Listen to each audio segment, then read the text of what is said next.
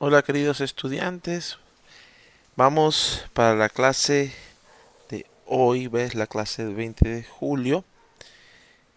Queremos seguir hablando sobre lo que estábamos viendo el otro día, regresión Poisson. El día de hoy vamos a hablar acerca de regresión con tasas.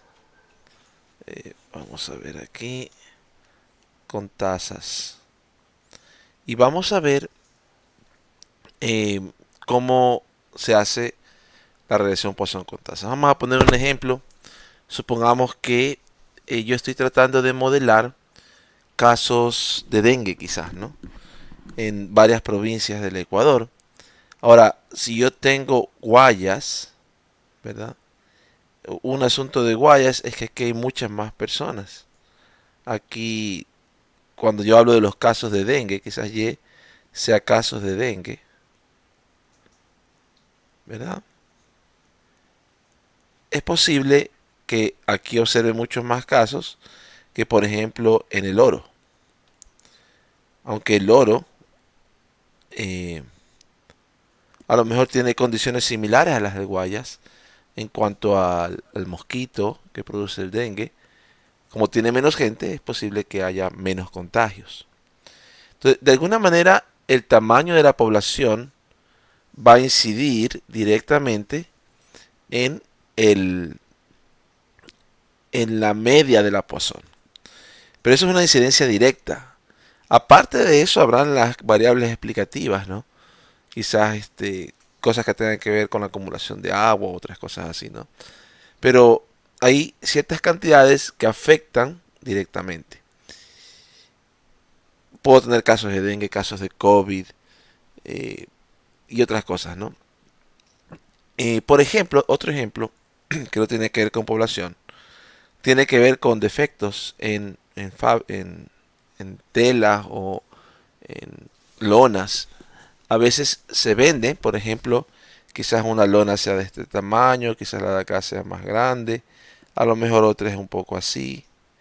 Y el número de defectos que a lo mejor podemos encontrar es posible que sea más grande en la o que haya más defectos en la que sea más grande, ¿verdad? De alguna manera, el número de defectos va a ser proporcional al área del artículo. Entonces, esa área debería estar de cajón como una de las variables que afecta a la media, ¿no? Entonces, en este caso, por ejemplo, la media debería ser proporcional al área.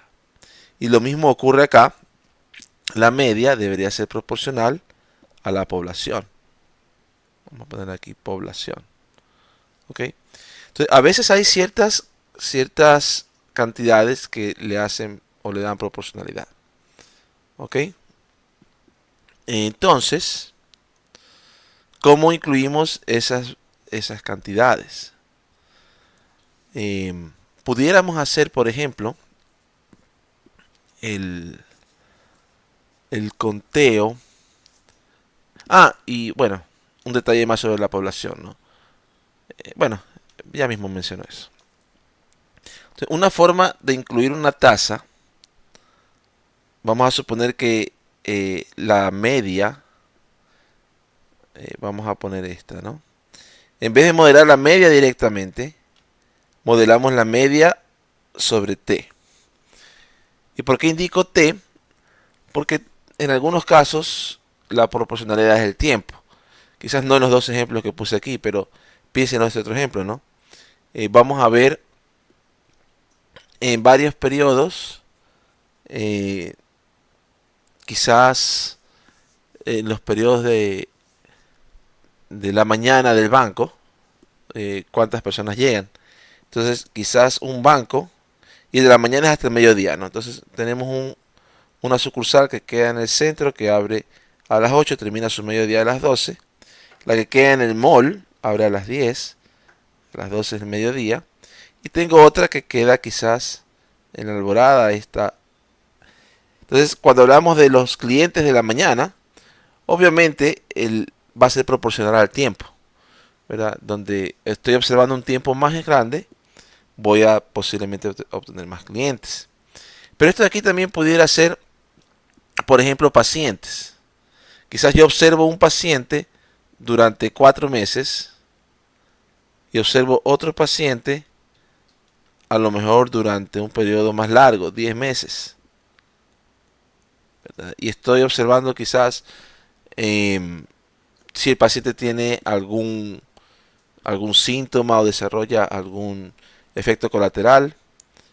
Es posible que si lo observo por 10 meses haya más probabilidad de que observe estas ocurrencias, ¿no? Que si solamente lo observo por 4 meses o si solamente lo observo por 2 meses. Entonces, muchas veces la proporcionalidad proporciona un tiempo, proporciona un área o proporciona una población. ¿Ok? Entonces voy a poner aquí tiempo, así es como lo pone el libro también. Entonces típicamente la función logaritmo del enlace se lo aplica directamente a la media dividido para el tiempo. ¿Ya? La media dividido para el tiempo. Y hacemos que esta sea igual a, digamos, alfa más beta 1 x1 más beta 2 x2. Voy a poner 2 nomás, ¿ya? Con eso lo comprendemos. Ahora, ¿qué es lo que eso haría? Bueno, eso de ahí haría que, por ejemplo, el logaritmo, os voy a poner, sí, el logaritmo de mu sea igual al logaritmo de t más alfa más beta 1 x1 más beta 2 x2. Entonces, esto viene siendo este logaritmo de t como una especie de variable de explicación, pero que no tiene coeficiente. Porque la de acá es 1, tiene como coeficiente alfa, no es el beta 0, el intercepto. El de acá también tiene sus coeficientes, pero esta es una variable que se agrega sin multiplicarse por ningún coeficiente. ¿Ok? Esa es la tasa. En otras aplicaciones, antes de las otras aplicaciones, aquí quedaría que mu es igual a t multiplicado por e a la alfa, multiplicado por e a la beta 1 a la x1, multiplicado por e a la beta 2 a la x2. O sea, lo que este modelo hace es básicamente decir que lo que ocurre aquí en la media, sí tiene un efecto de intercepto, un efecto por x1, un efecto por x2, pero todo va a ser proporcional al t, donde el t puede representar el tiempo, el área, la población, etcétera. Ahora, un detalle en población que iba a mencionar antes, pero lo voy a mencionar ahora. A veces en población ustedes van a encontrar aquí en Ecuador y también en otros países que algunas tasas, cuando usted divide para la población, quedan como muy bajitas. Por ejemplo, a veces en Guayas de una enfermedad pudieran haber 10 casos o 20 casos. Usted divide para 2 millones y entonces le queda un número 0.000 bien bajito, ¿no? Inclusive con 300 casos le puede ocurrir eso. Entonces, algunas veces las tasas se normalizan para poder comprenderla similar en todas las provincias o en todos los países. Entonces, por ejemplo, uno pudiera hablar de la tasa por cada 100.000 habitantes. Entonces uno pudiera decir que T es igual al tamaño de la población dividido para 100.000, por ejemplo. Y en ese caso, lo que estaríamos modelando sería la media o el número promedio de observaciones por cada 100.000 habitantes. ¿Ok? Porque al usted dividir para T, estaría aumentando, estaría básicamente, si es que T fuera población, estaría sacando el promedio por habitante. Pero si T es población por 100.000, entonces le va a quedar que mu dividido para T, ¿qué quedaría? Quedaría mu dividido para la población y multiplicado por 100.000. Entonces eso le queda la tasa por cada 100.000 habitantes. Entonces, esta pudiera ser en el caso de que estamos trabajando con países, con provincias, con cantones. Pudiera ser población sobre 100.000, pudiera ser el T, o población sobre 10.000, población sobre 1.000. La tasa por cada 1.000 habitantes. ¿Ok? Eso lo dejo ahí. ¿No? Voy a hacer un ejemplo no de población, voy a hacer un ejemplo con tiempo. Pero sí quería darles eso, ¿no? Entonces, para nuestro caso, vamos a hacer el ejemplito. Vamos a usar este ejemplo que está aquí en el libro. Este ejemplo analiza una muestra de 109 pacientes. Ahora, en estos 109 pacientes eh, se les hizo una cirugía de reemplazo de válvula en el corazón. Y en esta cirugía de reemplazo de válvula hubieron dos tipos de válvula, ¿no? En algunos se les reemplazó, hubo una válvula aórtica y en el otro una válvula mitral. ¿Ok? Y los 109 individuos fueron clasificados según edad, menores que de 55 y mayores iguales a 55. Entonces hay dos variables de clasificación aquí, la aórtica y la mitral, y la edad, menor que 55, mayor o igual que 55, jóvenes y no tan jóvenes, ¿no? Ahora, estos pacientes fueron observados durante algún tiempo, en algunos casos hasta la muerte. En otros casos, el estudio terminó.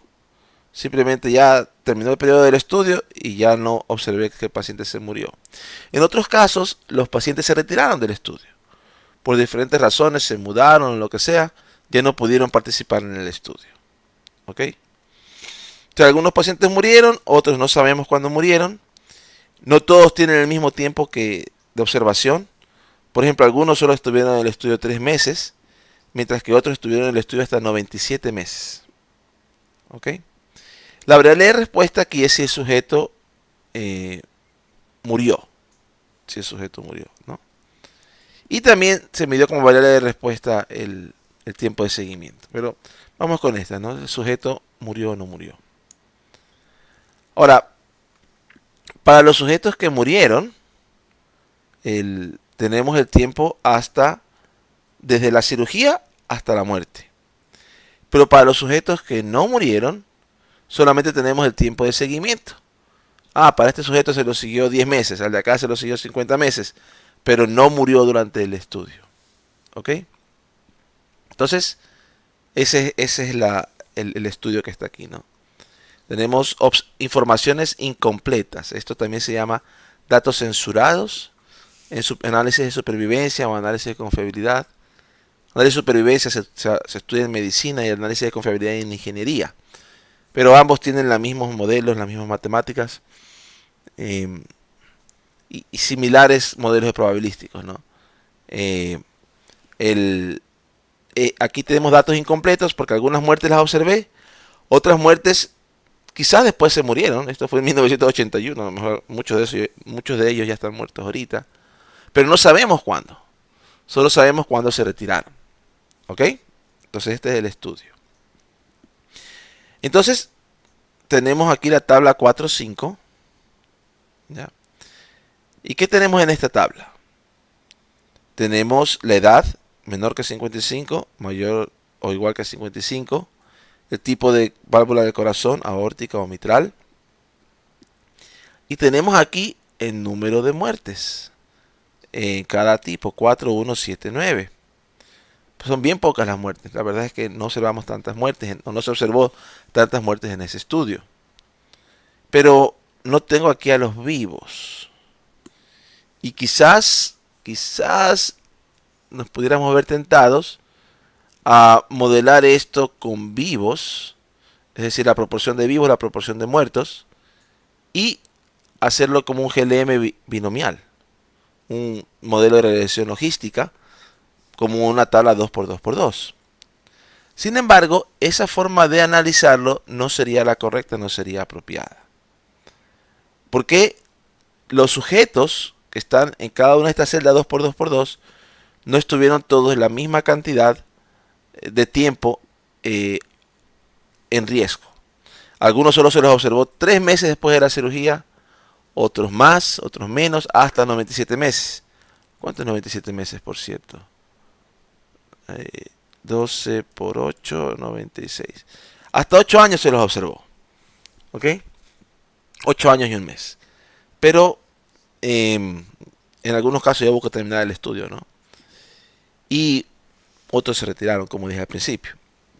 Entonces simplemente coger los vivos y los muertos como fracaso, éxito, y sumarlos no sería lo correcto. No es lo mismo observar a alguien 3 meses después de la cirugía a ver si se murió, que observarlo por 8 años a ver si se murió. Entonces no estamos hablando de las mismas probabilidades. Tenemos muchos datos censurados, incompletos. Entonces vamos a ver el análisis que se hace aquí, ¿no?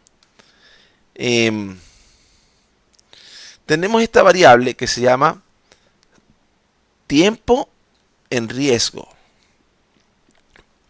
¿Qué es el tiempo en riesgo? Es el tiempo que se le dio seguimiento al sujeto, sea que se haya muerto o no. Tiempo que se le dio seguimiento al sujeto.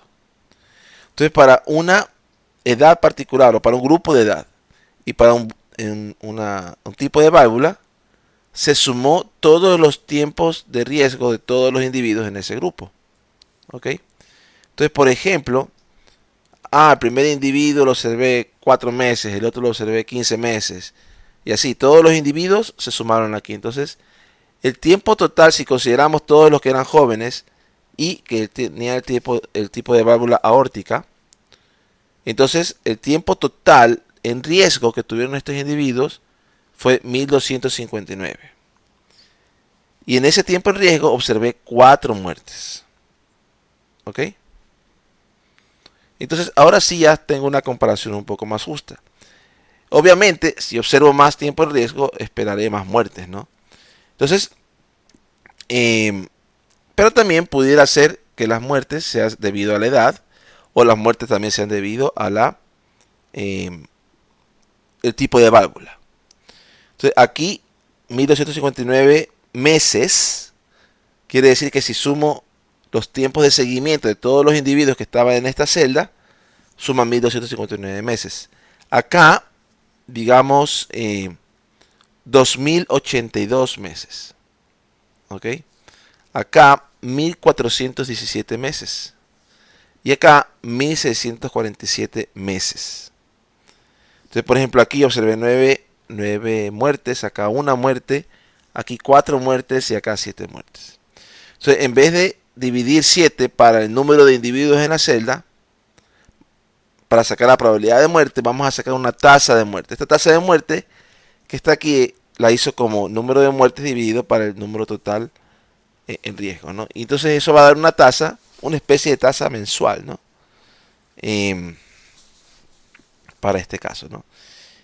Pudiéramos quizás no ponerlo en meses, sino a lo mejor ponerlo en años y dividir los meses para 12. También pudiera eso funcionar, ¿no? Entonces ahí tendría un análisis similar. Ahí veremos que aunque los coeficientes dan un poco diferentes, los valores P y los signos dan similares. Entonces vamos a hacer ambos análisis en R en breve. ¿Ok? Pero esa es la idea aquí de lo que vamos a hacer ahorita. Entonces voy a poner estos datos en R. También vamos a crear una variable indicadora para la edad. Vamos a poner la edad 0 para el grupo más joven, 1 para el grupo mayor. Y también vamos a poner una variable indicadora para el tipo de válvula. 0 para la aórtica y 1 para la mitral. Entonces voy a abrir R. Pensaba que había abierto R temprano. Entonces voy a abrir R ahorita. Esperemos un ratito que se abra.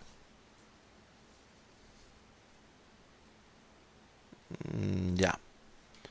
Y vamos a comenzar aquí un nuevo script. Y vamos a ingresar estos datos. ¿Ok? Entonces, para estos datos, vamos a tener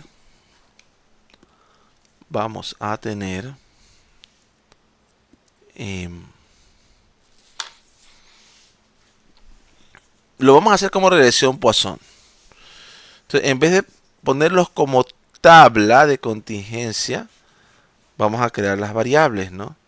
Por ejemplo, la variable edad. Y la vamos a ingresar por columnas. Entonces, aquí tendré 0 menor que 55, 1 mayor que 55 o más, ¿no? Entonces, esta va a ser 0, 1, 0, 1. Esa será la variable edad. La variable válvula será la aórtica 0, entonces será 0, 0, 1, 1. 0, 0, 1, 1. Mi frecuencia observada, mi Y, o el número de muertes, vamos a ponerle muertes, será 47, 47, 1 y 9. ¿Ok? Válvula, muertes. Perfecto. Entonces ahora, me falta el T o el tiempo. No voy a poner T minúscula porque eso es la transpuesta. Entonces no puedo usar ese nombre. En R. 1259. 1417. 217. 2082.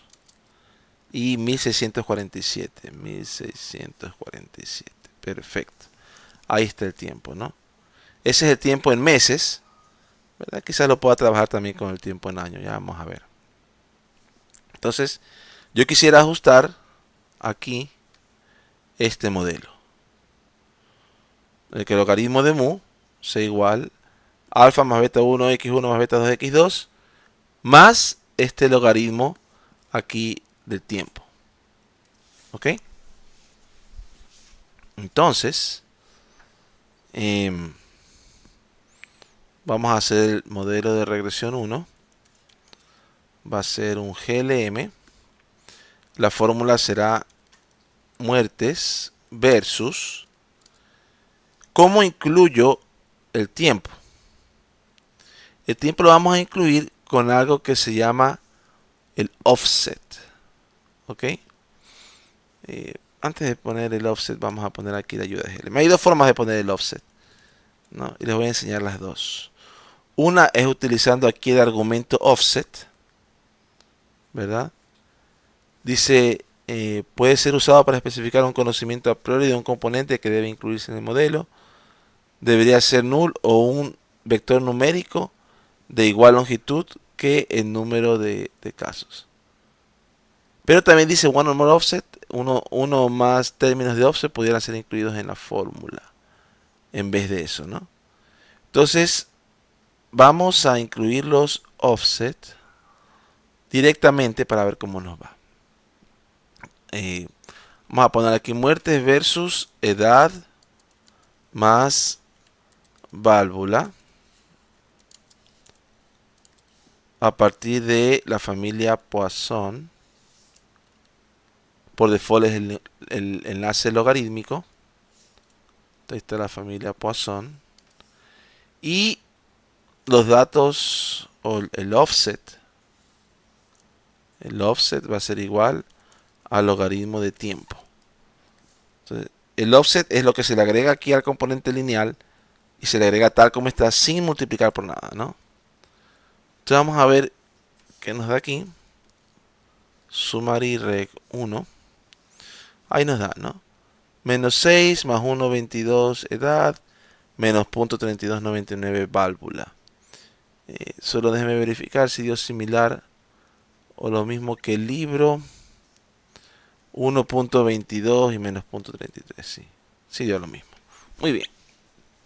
Perfecto. Entonces, la desvianza residual es 3.22. Usted sabe que la i cuadrado con un grado de libertad, 3.84 es el cuantil 95, ¿no? Entonces, o el percentil 95. Entonces, está dentro de lo aceptable para lo que es ajuste. Ahora, vemos aquí que la válvula parece que no es tan significativa. Valor P es 0.45, pero la edad parece que definitivamente es significativa, ¿no? 1.22. ¿Ok? Entonces aquí la edad, vamos a poner aquí B, le asigno coef B1 para indicar que es la regresión 1. B coef de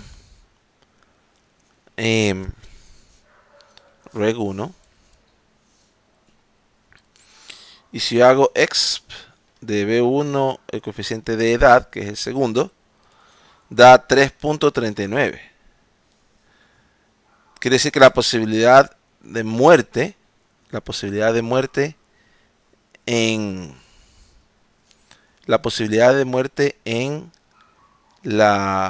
para los mayores iguales a 55 Es 3.39 la de los de menores que 55, ¿no?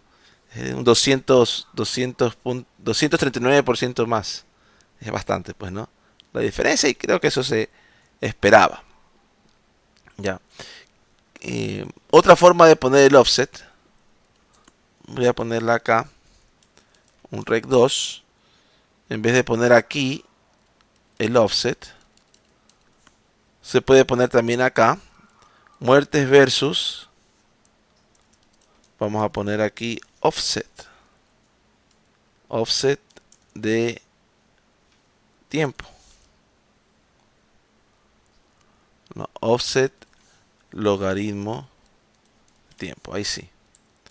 Entonces, claro, este rec 2 da coeficientes similares, ¿no? De hecho, da el mismo resultado. Entonces, cualquiera de las dos formas es similar. Ahora, lo que sí quisiera hacer es uno sin offset. Quisiera que vean uno sin offset, un rec 3 aquí. Sin offset. ¿Ok? Y aquí da algo diferente. Que aparentemente se ajusta bien.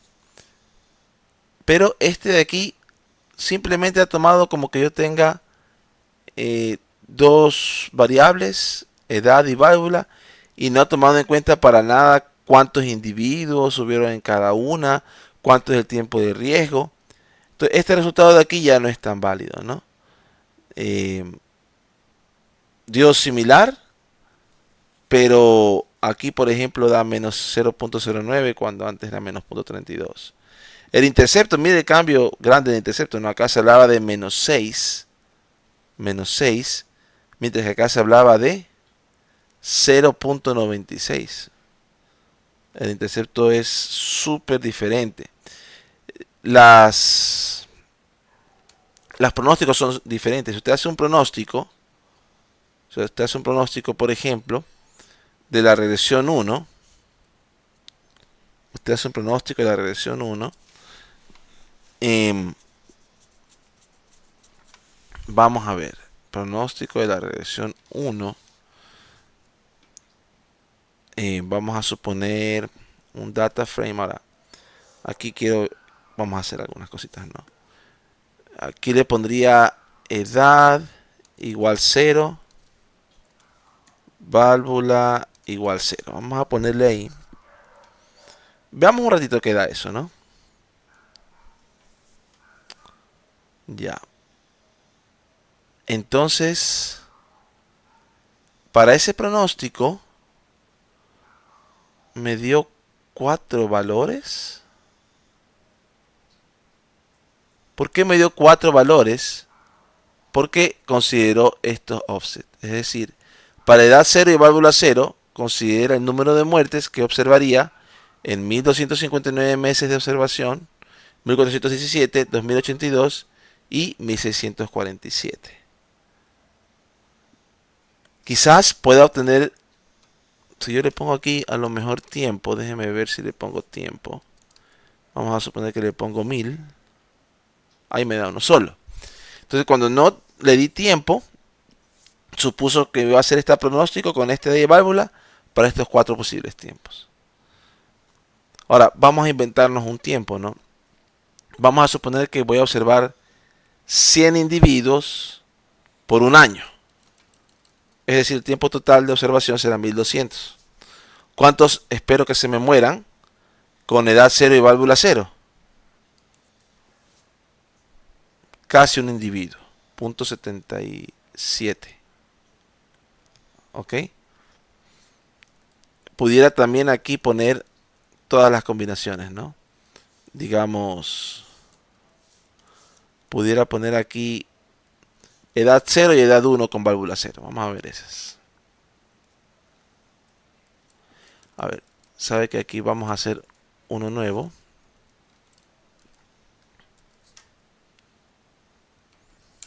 Ahí. Con ambos tipos de edades, los más jóvenes y los mayores, con la válvula 0. En los mayores voy a observar casi 2 muertes.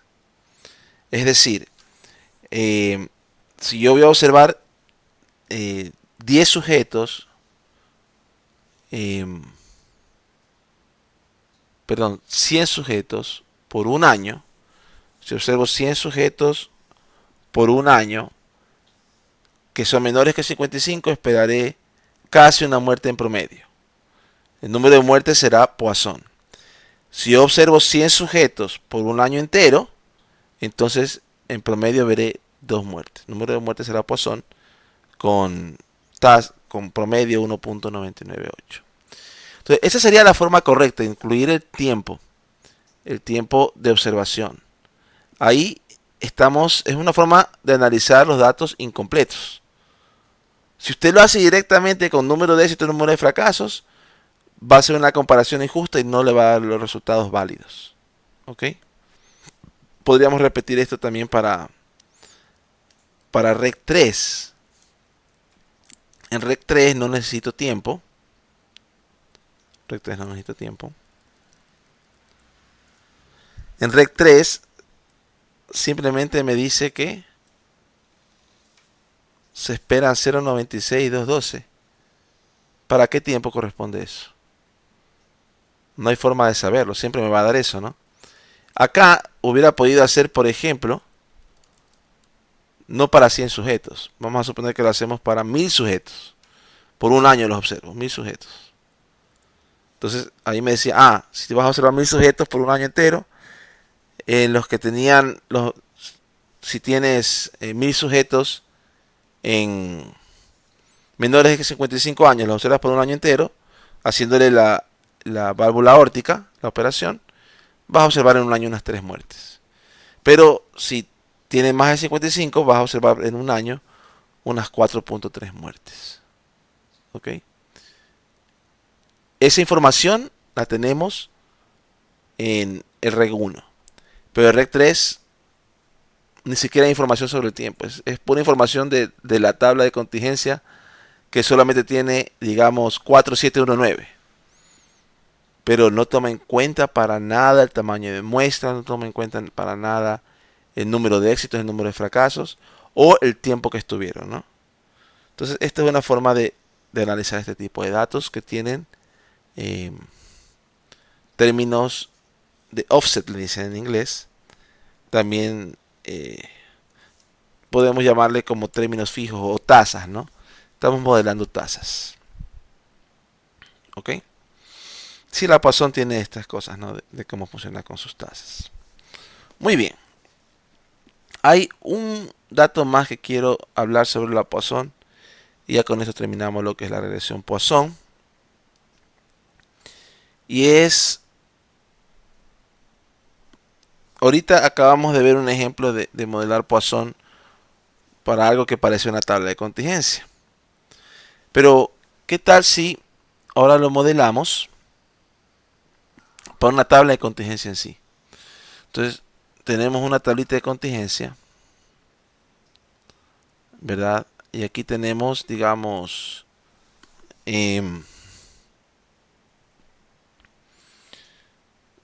tenemos aquí los valores de 1 a J columnas, de 1 hasta I, ¿verdad? Y filas, entonces es una tabla de contingencia y por J. ¿Ok? Entonces, cada observación aquí, cada observación, Y sub I J, correspondiente a la fila I y a la columna J. Entonces vamos a modelar mu sub I J de la siguiente manera. Entonces mu sub I J va a ser una media global mu multiplicado por un valor alfa I y multiplicado por un valor beta J. Ese es el modelo que vamos a considerar a continuación. Con ciertas restricciones. Las restricciones que vamos a imponer es que alfa I es mayor que 0 para I igual 1 hasta I. Que beta J es mayor que 0. Quizás podemos poner mayor igual, pero por ahora pongámosle mayor. J igual 1 hasta J. Y vamos a suponer también que la sumatoria de todos los alfa i es 1 y que la sumatoria de todos los beta j es 1. ¿Ok? Ese es el este, ¿no? Entonces, tenemos este modelo en el que hacemos que la media o la frecuencia esperada en cada celda sea una media global multiplicado por un efecto de fila multiplicado por un efecto de columna. Entonces, ahora considere el logaritmo de la media. El logaritmo de la media será obviamente el logaritmo de mu más el logaritmo de alfa i y más el logaritmo de beta j. Ese sería el modelo. Vamos a llamarle a este, usando la nomenclatura del libro, lambda, al de aquí alfa i asterisco y al de acá beta j asterisco, ¿no? Entonces, en esa nueva nomenclatura, lambda es igual al logaritmo de mu y alfa i, vamos a poner aquí, alfa i asterisco es igual al logaritmo de alfa i y beta j asterisco es igual al logaritmo de beta j. ¿Ok? Este es un modelo log lineal. Es un modelo log lineal, pero aquí tengo, en vez de una variable numérica por una constante, esto es como una variable categórica, donde por cada categoría tengo estas, digamos, alfas, ¿no? Tengo esos alfas que están ahí. Muy bien. Este modelo corresponderá a algún modelo de los que hemos visto anteriormente. Bueno, lo veremos en breve. Pero hasta ahí, ese es un modelo log lineal con variables categóricas de explicación en vez de variables numéricas. Ok, ya vamos a llegar un poquito más allá.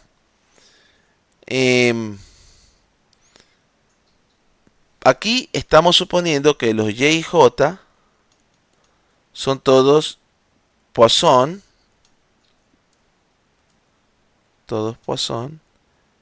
y también con media mu y j, pero también estamos suponiendo que son independientes. Todos son independientes. ¿Ok? Y no sabemos de antemano cuántos van a haber en la tabla, ¿no? Es una muestreo de Poisson independientes. Sin embargo, le llamamos al tamaño de muestra aquí en este caso, o si sumamos, digamos, todas las mu y j, ¿qué va a dar? Bueno, recuerde que mu y j es mu por alfa i y por beta j. ¿Y qué va a ocurrir aquí? El mu sale como factor común, queda sumatoria sobre i. Aquí el alfa i puede salir como factor común de la sumatoria de adentro porque esta sumatoria es sobre j y está fijo, ¿no? Entonces, alfa i por sumatoria sobre j de beta j, ¿verdad?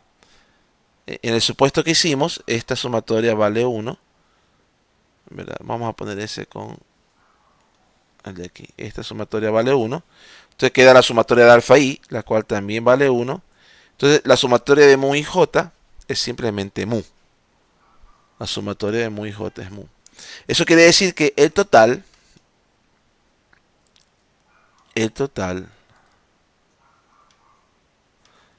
la sumatoria sobre i sobre j de y y j va a ser Poisson con media mu. Porque si sumo Poisson independientes, vuelve a dar Poisson donde la media de la nueva Poisson de la suma es la suma de todas las medias. y la suma de todas las medias acabamos de ver que es mu. ¿Ok? A esta vamos a suponer ahora que observamos una muestra y ahora sabemos, voy a poner y y j para indicar que ahora observo una muestra. Entonces la sumatoria de todos estos en la muestra vamos a llamarle n, el tamaño de la muestra. Y ahora condicionamos en ese tamaño de muestra. Condicionando en esto, ¿qué aprendimos la primera o segunda semana de clases en el curso? Aprendimos que los Poisson, condicionados en el total de los Poisson, si son Poisson independientes condicionados en el total, se vuelven multinomiales, ¿se acuerdan? Multinomiales. Entonces, ahora, en nuestra Poisson, los y y j, y de 1 a i, no sé por qué me sale feo, de 1 a i, j de 1 a j, todo esto se vuelve una multinomial. Multinomial con parámetros n y pi j. Otra vez para i y j, ¿no? I de 1 a i, j de 1 a j. No quiero poner eso. Entonces se vuelve multinomial. ¿Se acuerda cómo era el parámetro de la multinomial cuando se condicionaba en el total? Era simplemente la media de cada celda dividida para la media. La media del total. En este caso la media del total es mu. Entonces, ¿qué queda aquí? Alfa i por beta j. Alfa i por beta j. Y realmente, lo que realmente queda, si usted suma, digamos, pi i más, que será la sumatoria sobre j de pi y j, le va a quedar alfa i por sumatoria sobre j de beta j, que es 1. Entonces esto queda alfa i. ¿Ok? Entonces, ¿qué aprendemos? Que en este modelo la probabilidad de la fila i es simplemente alfa i. Entonces esto de aquí queda simplemente pi i más por... Pasa algo similar con el pi más j, ¿no? El pi más j es simplemente la suma sobre i de pi y j. Y esto va a quedar es beta j por la suma sobre i de alfa i y queda beta j. Entonces, ¿reconoce este modelo? ¿Ha visto antes este modelo? Sí. Hace unas semanas atrás vimos ese modelo en clases y ese es el modelo de filas y columnas independientes. ¿Se acuerda cuando vimos la hipótesis de independencia y tablas de contingencia? La prueba de Pearson. La prueba de Pearson hace este supuesto, que la probabilidad conjunta o la probabilidad de la celda IJ es el producto de la probabilidad de la fila I por la probabilidad de la columna J. Entonces, este modelo que está aquí, cuando tengo un intercepto más una constante por cada fila y una constante por cada columna, ese modelo representa el modelo de independencia en una tabla de contingencia. Y de hecho, y cuando no son independientes, entonces hay que aumentar un término de interacción. No creo que alcancemos a ver esa parte. Hay todo un capítulo en el libro de texto sobre modelamiento de tablas de contingencia con la Poisson. Veremos algo, pero esto es bien útil cuando se modelan tablas de 4, 5, 6 vías, cuando ya son tablas de múltiples vías y hay diferentes tipos de independencia ahí. Ahí se utiliza bastante esta propiedad del modelo log lineal. ¿Ok? Voy a parar esta clase aquí y la otra parte de la clase la verán en otra grabación. ¿Ok? Hasta luego.